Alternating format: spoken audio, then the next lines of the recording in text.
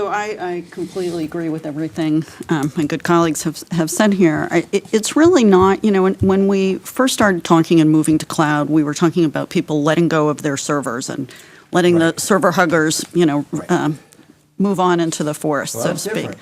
It's much more complicated than that. It's really about creating, it is a cultural shift, but it's really about creating an environment of shared responsibility and accountability for changing those business models. That includes acquisition, legal, financial management, and moving to a way of doing business that you can be iterative and agile and flexible, so that as demands peak, you can adjust both the infrastructure that you have available, but also what's going on the application side.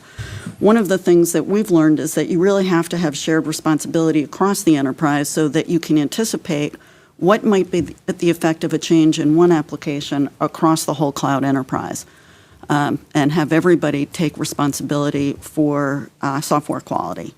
Without, in many cases in an agile environment, you might not have a formal sequential change control release management process. It's much more of an iterative process that's collaborative.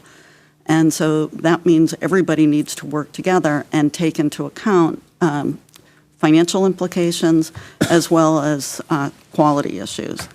Another interesting lesson learned is when you think about how you're building out your infrastructure. In the past, I think a lot of folks have built in a cushion, so they might add a couple other VMs in anticipation of what you might need. And with cloud, everybody's got to get their head around this is just-in-time, on-demand, consumption-based computing.